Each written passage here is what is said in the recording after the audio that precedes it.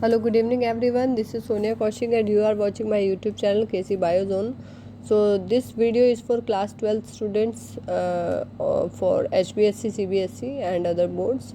So this chapter is sexual reproduction in flowering plant, that is chapter 3rd of 12th biology.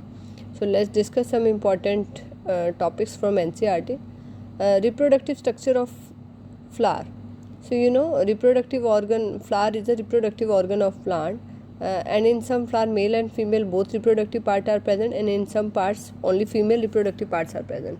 So this is the reproductive structure of flower, in which we will study male reproductive system, endoecium.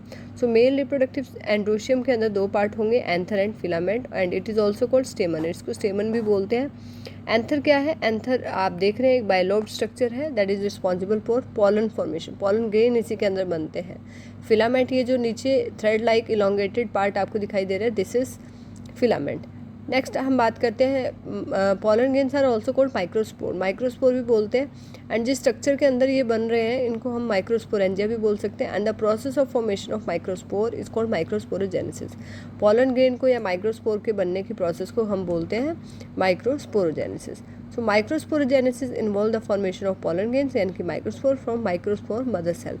और जब भी gametes बनते हैं, आप ये चाहे human में बात करें या प्लांट्स में बात करें, हमेशा रिडक्शन डिवीज़न मियोसिस से बनते हैं क्योंकि क्रोमोसोम नंबर हाफ होते हैं. Next very very important question, structure of microsporangia या एंथर की हम बात करेंगे. एंथर की 4 लेयर स्ट्रक्चर कौन सा है? First epidermis, second endothecium, third middle layer and tapetum in the inner most layer. So सबसे पहली लेयर है एपिडर्मिस जो कि प्रोटेक्टिव होती है, नेचर में सिंगल लेयर है, इसको एक्सोथीशियम भी बोल सकते हैं. नेक्स्ट लेयर एंडोथीशियम बहुत ही इंपॉर्टेंट है. जब एंथर मैच्योर हो जाता है उसको स्प्लिट होकर पॉलन ग्रेन्स बाहर निकलने में, जिसको डायसेंस ऑफ एंथर भी बोलते हैं. थर्ड मिडल लेयर, ये 2 से 3 लेयर्स की 4 लेयर्स की बनी हो सकती है. ठीक है. Next inner most layer is tapetum, multi nucleate है, provide nutrition to the developing pollen grains या developing microspores. Next you can see in this the structure of anther. Anther का अगर आप टीएस करेंगे तो आपको कैसा स्ट्रक्चर नज़र आएगा, तो आप देख सकते हैं filament is present in between and there are 4 structures, that's why it is called tetrasporangiate, where microspore mother cells will give rise to pollen grains. So you can see the 4 layers of anther here, epidermis and then endothecium, middle layer, microspore mother cell and innermost septum. So you can see microspore mother cell undergoes meiosis to form tetrad of pollen grains that will separate to form 4 pollen grains. तो microspore is also called pollen grain, और क्योंकि ये pollen tube बनाता है इसलिए इसको tube cell भी आप बोल सकते हैं. So pollen grain is generally having 2 cell stage in 60% of angiosperms. Flowering plants के अंदर इसी सेल स्टेज पे ये शेड होते हैं, पोलन ग्रेन शेड होते हैं. And 1 cell is vegetative cell and 1 cell is generative cell. So generative cell again split into 2 motile male gametes. इसके एक और माइटोटिक डिवीजन होगा, 2 न्यूक्लियस बन जाएंगे. That 2 nucleus will make 2 male gamete that pollen tube carries. So pollen grain की 2 walls होंगी, extra outer layer and inner layer. Outer wall को आप एक्साइन कहेंगे, इनर वॉल को आप एंटाइन कहेंगे. Exine is made up of sporopollenin, that is a highly resistant substance that have no effect of acids, alkaline and bases, temperature as well. Inner layer is made up of intine and that is made up of pectin and cellulose.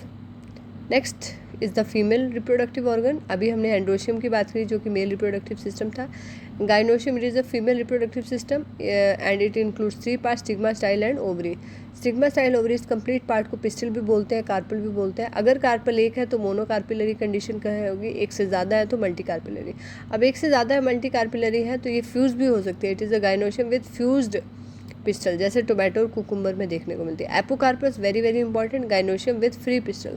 अगर बहुत सारी pistols है और free हैं तो इसको बोलेंगे apocarpous condition. Lotus विल्सा में आप ये देख सकते हैं. नेक्स्ट जहाँ पे हमारे ये फीमेल गैमेट बनते हैं, क्योंकि फीमेल गैमेट को मेगास्पोर भी बोलते हैं तो उनकी फॉर्मेशन डेवलपमेंट की प्रोसेस को मेगास्पोरोजेनेसिस बोलेंगे. And megaspore mother cell is also called megasporangia. ठीक है. मेगास्पोरेंजिया वो स्ट्रक्चर है जहाँ पर मेगास्पोर मदर सेल प्रेजेंट होंगी जो मियोसिस करके फिर that will give rise to megaspores. तो व्हाट इज़ फ्यूनिकल की आपको पता होना चाहिए। The ovule is connected to the placenta with a stalk like structure जिसको हम फ्यूनिकल बोलते हैं। Megaspore mother cell MMC will divide meiotically and 4 megaspore will form. उन 4 मेगास्पोर में से only 1 will be functional and other will degenerate. The functional megaspore forms the female gametophyte. So you can see the pollination here. आपको पता है sexual reproduction में plants में pollination होगा, transfer of pollen grain from anther to stigma, this is called pollination. अब ये pollination किसी biotic agency से हुआ है, लिविंग से हुआ है या नॉन लिविंग से हुआ है, इस बेसिस पे we can divide pollination into 2 type.